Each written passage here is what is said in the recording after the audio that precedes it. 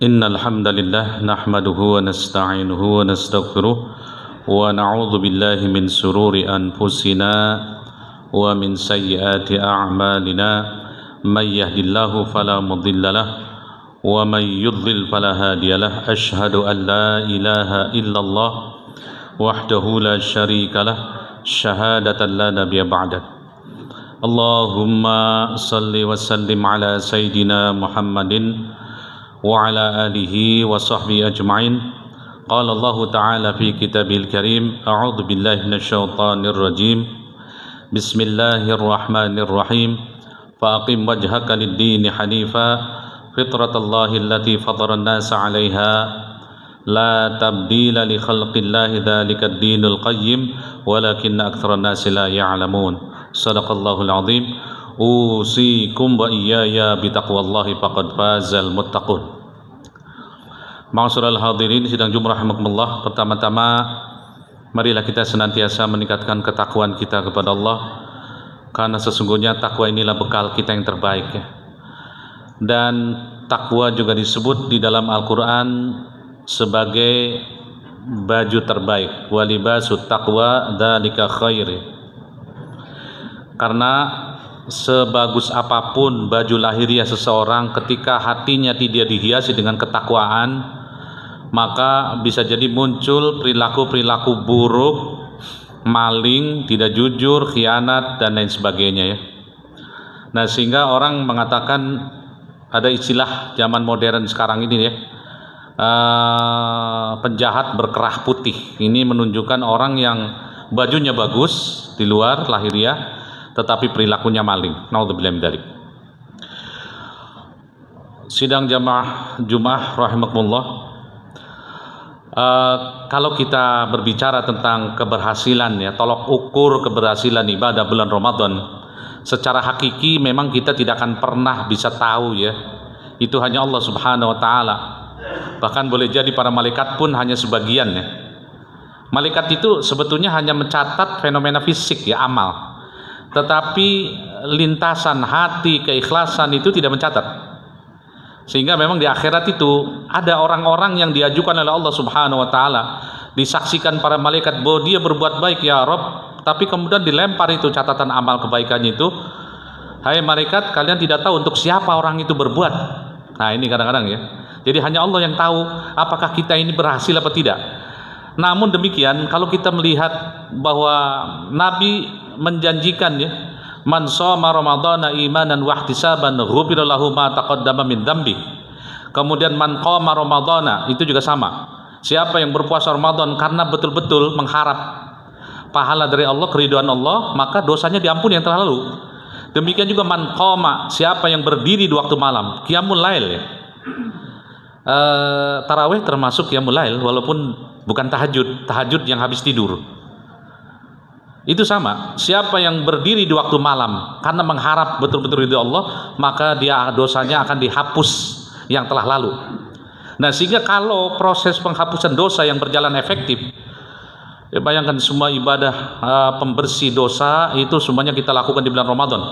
Dari mulai puasa, dari mulai kemudian sholat, sodakoh, semua istighfar yang banyak, bahkan doa khusus di bulan Ramadan itu ya, Allahumma innaka afuwun tuhibbul afwa fa'fu anni.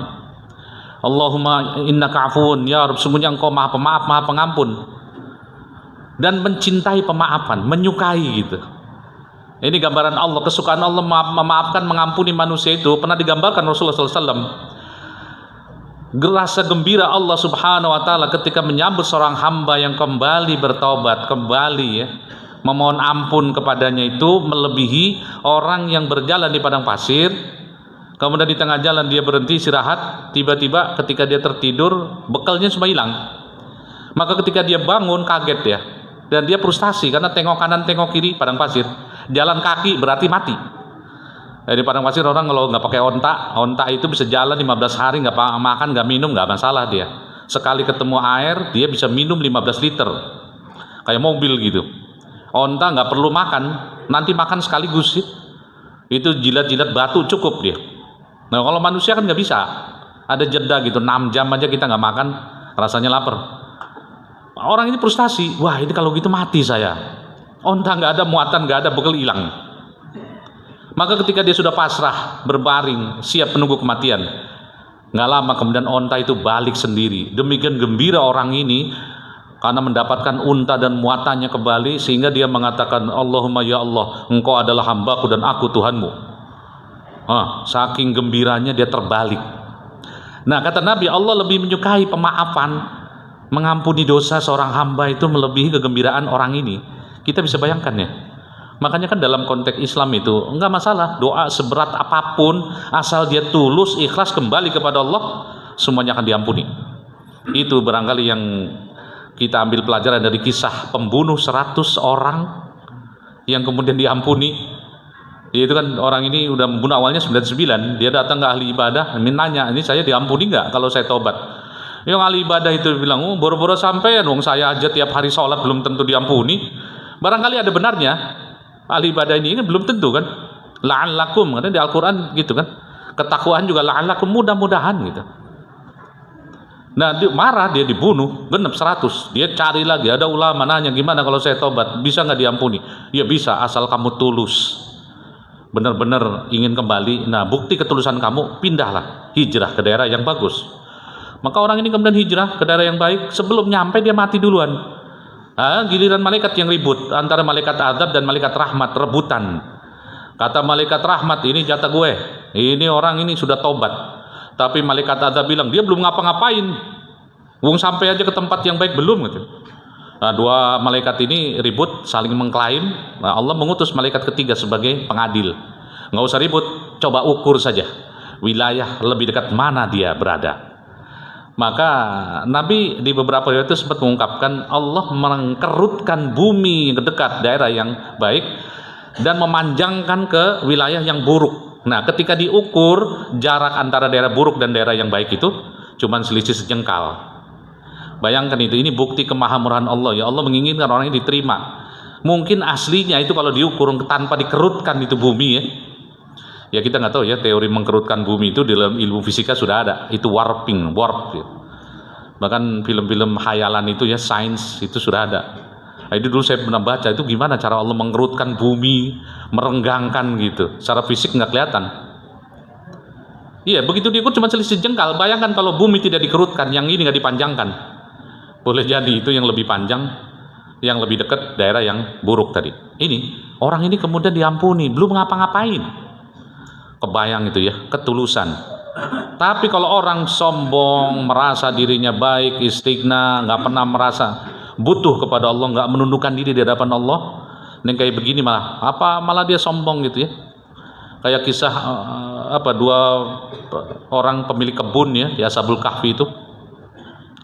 Ada orang yang dilaknat, yang nggak diampuni itu kan, dia masuk kebun, wa dakhala jannatahu wa huwa zalimun li nafsihi wa qala anta bida mahadi abada wa ma adunnu sa'ata qa'imatan wa la irudditu ila rabbi la ajidanna khairum minha munqalaba. Aku tuh kalau kembali kepada Tuhan, gue pasti mendapatkan tempat yang lebih baik dari kebun ini. Gue di dunia kaya, entar di akhirat lebih kaya lagi. Pede banget, sombong sekali. Dinasihatin, kamu jangan begitu. Asal tulus sih. Iblis dengan Adam tuh sama dosanya. Sama, tapi iblis dilaknat kenapa? Dia sombong. Ketika melakukan dosa kesalahan itu, boro-boro minta ampun, boro-boro mengakui dirinya lemah. Ya Allah, saya kemarin tuh salah gitu ya, saya lagi khilaf, saya lagi ya hawa nafsu saya mendominasi. Hari ini saya sadar, maafkanlah kesalahan saya. Itu kalau dia ngomong begitu diampuni. Enggak gitu. Iblis ditanya, "Ma mana'aka la tasjuda idza amartuk?" Kenapa kamu tidak sujud ketika aku perintahkan? Apa alasannya? Loh, ana khairu minhu, khalaqtahu min nar, khalaqtani min nar wa khalaqtahu min tin. Aku lebih baik dari dia. Saya dari api, dia dari tanah. Api kan lebih baik dari tanah.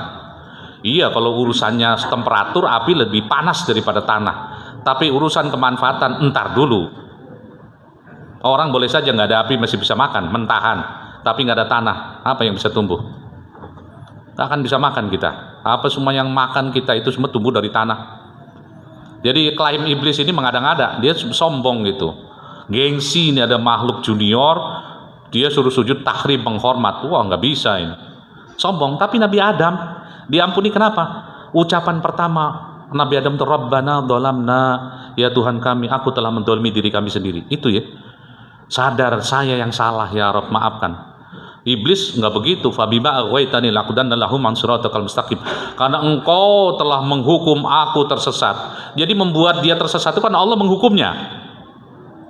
Itu ngawur gitu, dia nggak nyadar. Nah ini, jadi setiap perbuatan dosa itu ya pasti diampuni Allah, kecuali tadi ya orang yang mau minta ampun secara serius, gak mau merelakan diri.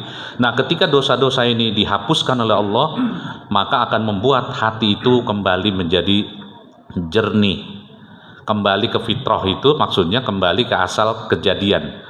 Mungkin terjemahan bahasa Malaysia itu semula jadi, itu semula jadi lebih tepat ya, seperti asal kejadiannya. Allati fatarna sa'alaiha, ya seperti Allah ketika menciptakan manusia pertama kali. Yaitu diungkap oleh hadis Nabi juga ya, kullu mauludin yuladu 'alal fitrah fa abawahu ayyuhawidanihi aw yunassiranihi. Setiap anak itu dulunya fitrah, tapi kemudian orang tua yang mengarahkan deh, jadi Majusi, Nasrani, Yahudi. Tadinya fitrah. Nah, ketika kembali kepada fitrah, ini berarti kembali kepada kesesuaian dengan ajaran Islam. Maka kita akan semakin mudah untuk berbuat kebaikan, semakin bersemangat untuk beribadah.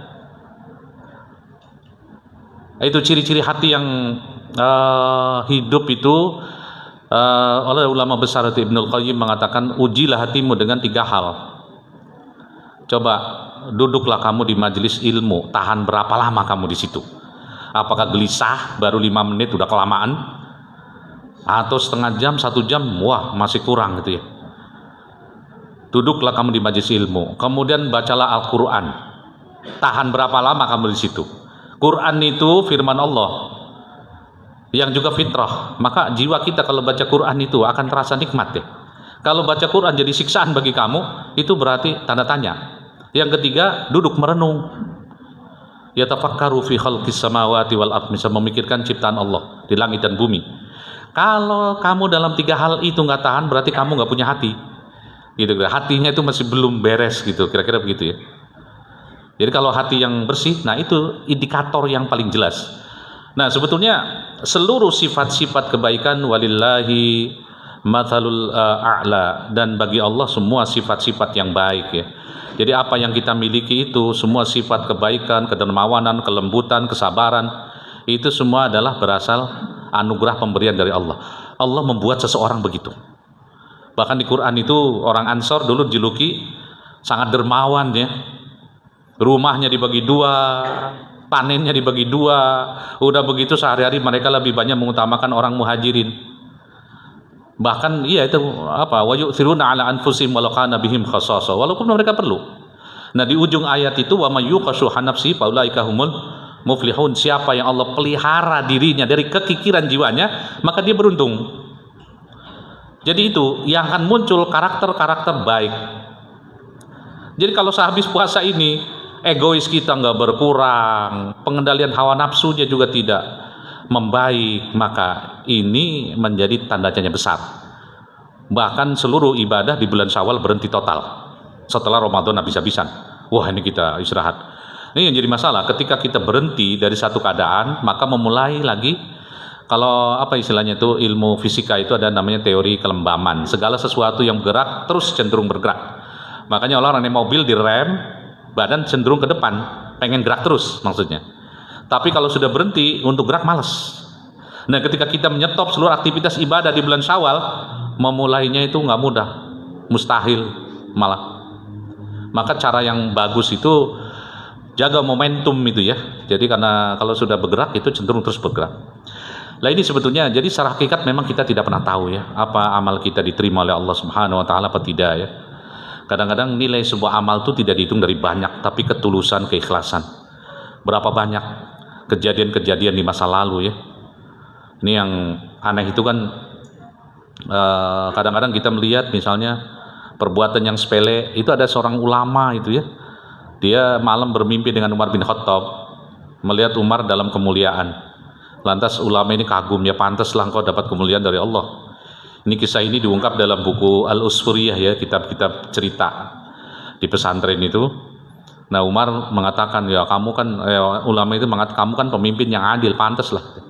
selama hidupnya perjuangannya luar biasa. Tapi kata Umar nggak hanya itu, bahkan saya mendapat kemuliaan yang besar itu cuman gara-gara itu. Kenapa kita dinamain usfuri, burung gitu ya.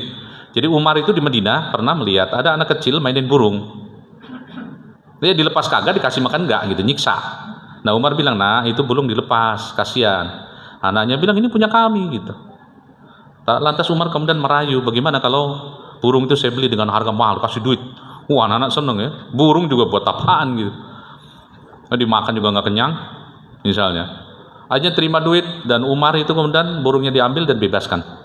Kebaikan itu di mata manusia mungkin sepele, tapi di mata Allah ketulusan itu luar biasa ya. Seorang wanita pelacur, pernah ingat kisah ini dalam hadis Bukhari ya. Ketika dia habis minum di padang pasir, nih mungkin kisah zaman dulu ya. Dia naik itu, melihat ada anjing ngeluarin lidahnya itu. Ada nampaknya kehausan. Walaupun anjing itu ngeluarin lidah tuh nggak tanda minta minum sebetulnya. Karena itu cara anjing untuk mengeluarkan hawa panas ya. Tapi memang nampak di padang pasir anjing ini kehausan. Maka dia turun lagi karena rasa kasihannya itu menggunakan sepatunya itu memberi minum anjing ini. Karena kebaikannya ini Allah berkenan memberikan petunjuk kepada dia. Dan Nabi mengatakan wanita akhirnya masuk surga. Ini cerita ini jangan dimaknai, oh dia melacur, nolong anjing, tetap melacur masuk surga. Enggak begitu. Itu enggak mungkin. Jadi wanita ini karena kebaikannya dia menolong anjing, Allah berkenan menurunkan rahmatnya, hidayahnya, dia jadi insaf, jadi baik, dan akhirnya masuk surga. Itu penjelasan para ulama, sehingga nggak kontradiktif ya. Wah pokoknya asal berbuat baik, nggak sholat, nggak puasa, nggak apa-apa, kalau berbuat baik saja, nggak ada cerita begitu. Sehingga kadang-kadang zaman sekarang Pak Ustadz mana lebih mending, ada orang nih sedermawan banget tapi nggak pernah sholat gitu, tapi sebelah sono katanya rajin sholat dan tapi pelitnya minta ampun gitu. Loh dikontradiksikan begitu ya. Kalau orang rajin sholat itu harusnya jiwanya jadi dermawan, itu bentuk anugerah Allah kepada dia. Itu kadang-kadang ada kisah-kisah kayak begitu cerita di masyarakat ya, dikontradiksikan gitu. Kalau orang apalagi rajin ke masjid, rajin bersih-bersih, jiwanya bersih, sudah pasti Allah akan mengembalikan dia kepada fitrah, dan dia akan lebih mencintai akhirat. Kalau mencintai akhirat itu sudah pasti dia akan dermawan, karena apa yang di akhirat jauh lebih baik daripada dunia. Nggak sebanding ya, nggak sebanding. Makanya itu nggak mungkin ya. Ma'asyiral hadirin sidang Jumat rahimakumullah. Maka itu ya, jadi kalau jiwa kita itu sebetulnya bersih-bersih ini harusnya akan kembali menjadi fitrah, dan fitrah itu tadi karakter-karakter baik akan kembali. Dan di Quran sebenarnya sudah diingatkan ya, falhamaha fujuraha wa taqwaha qad aflaha man zakkaha wa qad khaba man dassaha. Bagi jiwa diilhamkan dua macam jalan, jalan kefasikan dan jalan ketakwaan. Dua-duanya ada. Mana yang kuat seruan ini? Ketika makanya fa'alhamaha fujuraha wa taqwa qad aflaha man zakkaha. Beruntung orang yang membersihkan jiwanya itu, karena begitu jiwa bersih, seruan ketakwaan ini lebih dominan. Kalau jiwa kita kotor, hati kita kosor, itu pikiran, hati itu semua perilakunya jadi ngeres. Tangan digunakan macam-macam, kaki juga, pikiran juga jadi ngeres gitu. Hati juga jadi dengki sama orang, iri, mulut ngomongin orang segala macam gitu ya. Nggak karu-karuan. Nah itu bentuk. Dan ini sebenarnya pernah diungkap ya di dalam Al-Quran itu, fabima naqdihim mitsaqahum la'annahum wa ja'alna qulubahum qasiyah. Karena pelanggaran-pelanggaran mereka, yang dimaksud sebenarnya ayat ini orang Yahudi ya, Al-Maidah ayat 13. Orang Yahudi, karena pelanggaran maksiat yang mereka lakukan kepada Allah, wa ja'alna qulubahum qasiyah, hati mereka kami jadikan membatu keras. Yuharrifudal kalima am mawadih wa nasu haddan mimma dzukiru bih. Kalau sudah hatinya itu jadi keras, dia akan selalu cari dalih, pinter cari-cari alasan. Wah itu alasannya, pokoknya mulutnya itu jadi terampil banget cari alasan. Kemudian wa nasu haddan mimma dzukiru bih, dan dia melupakan peringatan, dikasih nasihat nggak mempan. Itu kalau orang udah parah banget tuh ya, kalau jiwa itu kotor dibiarin. Nah itu jadi begitu. Tapi kalau dia ibadahnya diterima oleh Allah, maka otomatis ya. Bahkan Nabi mengatakan, kalau kalian di depan rumah ada sungai jernih, mandi 5 hari sekali, sehari 5 kali, mungkin nggak bisa ada kotoran? Nggak mungkin Rasulullah, pasti bersih lah. Lah itulah sholat, ditambah puasa, qiyamul lail, sedekah, maka jiwa kita akan bisa benar-benar kembali kepada kefitrahan. Dan kalau kita fitrah, maka seluruh tadi jiwa kita, ilham itu semuanya, kecenderungan perilaku akan menuju kepada kebaikan. Barakallahu li wa lakum fil azim wa nafa'ani wa iyyakum bima fihi minal ayati wa dzikril hakim. Aqulu qawli hadza wastaghfiruhu innahu wal ghafurur rahim. Allahumma shalli ala sayyidina Muhammadin wa ala ali sayyidina Muhammad.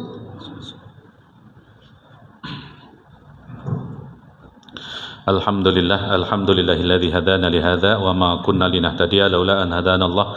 Asyhadu an la ilaha illallah wahdahu la syarika lah, syahadatan la nabiyya ba'dan. Allahumma salli wa sallim ala sayyidina Muhammadin wa ala alihi wa sahbihi ajma'in. Qala Allah ta'ala fi kitabil karim, a'udzu billahi minasyaitonir rajim. Bismillahirrahmanirrahim. Ya ayyuhalladzina amanu taqullaha haqqa tuqatih wa la tamutunna illa wa antum muslimun. Usikum wa iyaya bitaqwallahi faqad fazal muttaqun. Ma'asyiral hadirin sidang Jumat rahimakumullah. Sebetulnya ada istilah bagus ya di Al-Quran itu, ketika seorang manusia itu berbuat dosa dan tidak membersihkan dosa-dosanya itu, tidak istighfar, tidak menutupi dengan perbuatan-perbuatan baik. Dalam Islam itu semua perbuatan ibadah, perbuatan baik itu membersihkan jiwa ya. Bahkan Nabi kan pernah mengatakan, dengan wudhu itu ya, dosa-dosa kecil kita rontok bersama turunnya air ya. Tuh bayangkan ya, kalau kita sehari 5 kali wudhu gitu, sholat, wah itu luar biasa. Nah itu Nabi bercerita kalau orang berbuat dosa dan gak istighfar, gak mengikuti dengan perbuatan baik, itu ada noktah di dalam hatinya itu, bintik hitam. Kalau nggak istighfar, dia lupa gitu, terus ada. Nah kalau tambah lagi terus, dosa lagi, titik lagi terus, dia menyepelekan dosa kecil, sampai hatinya juga berubah menjadi hitam. Maka saat itulah dikatakan kalla bal rona. Sekali-kali tidak, kata Allah, rona dalam hatinya itu, yang membuat dia enggan untuk berinfak, enggan untuk menundukkan diri di hadapan Allah segala macam. Itu surat Al-Mutaffifin ayat 14. Kalla bal rona. Kalau dia istighfar, dia sholat, dia melakukan aktivitas pembersihan, maka semuanya hilang. Nah itu kira-kira gambaran prosesnya ya. Sehingga mudah-mudahan tadi sekali lagi tetap saja bukan kuantitas sebetulnya yang ditentukan itu. Ujung-ujungnya ketulusan, keikhlasan ini yang amat sangat sulit sebetulnya. Makanya kadang-kadang kita semua, termasuk saya juga tidak pernah yakin ya, sudah seumur hidup kita ini beribadah, tapi apakah dalam pandangan Allah ibadah kita dianggap apa enggak? Karena jangan-jangan sindiran Allah dalam surat An-Nisa itu, orang munafik itu sholat di sholat, bahkan ada orang munafik yang barisannya di barisan pertama, padahal biasanya barisan pertama itu ada orang-orang yang paling kenceng ibadahnya, paling rajin ke masjid. Nah di zaman Nabi dulu ada orang munafik nongkrong di barisan pertama. Ya dia, innal munafiqina yukhadi'una Allah wa huwa khadi'uhum idza qamu ila salati qamu kusala yura'una an-nas wa la yadhkuruna Allah illa qalila. Orang munafik itu hendak menipu Allah. Oh enggak, lucu itu, Allah kok ditipu gitu. Nah mereka itu kata Allah kalau ketika sholat berdiri malas, sholat itu malas gitu, cuma karena malu aja sama orang, masa nggak sholat gitu. Kemudian yuraunan nas, dia juga ria, pengen dilihat orang, orang soleh, juga saya orang baik, sholat loh. Kemudian wala yadhkurunallaha illa qalila, dan tidak ingat dalam sholatnya Allah kecuali sedikit, yang diingat macam-macam. Naudzubillah min dzalik ya. Jadi ada orang-orang yang dijuluki Allah, dia sholat, dia syahadat, tapi perilaku sholatnya tuh kayak begitu. Naudzubillah min dzalik. Mudah-mudahan kita bukan termasuk golongan yang seperti ini ya. Mari kita berdoa kepada Allah Subhanahu wa taala, mudah-mudahan Allah mengampuni seluruh dosa-dosa kita, menerima seluruh amalan kita di bulan Ramadan ini ya, dan menjadikan kita di akhir Ramadan menjadi pribadi-pribadi yang kembali kepada fitrah.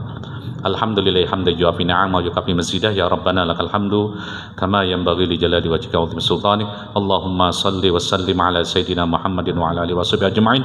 Allahumma ighfir lil muslimina wal muslimat wal mu'minina wal mu'minat al ahya'i minhum wal amwat innaka samiun qaribun mujibud da'awat wa qadiyal hajat wa ghafirud dhunubi wal khati'at bi rahmatika ya arhamar rahimin. Rabbana taqabbal minna salatana wa siyamana wa ruku'ana wa sujudana.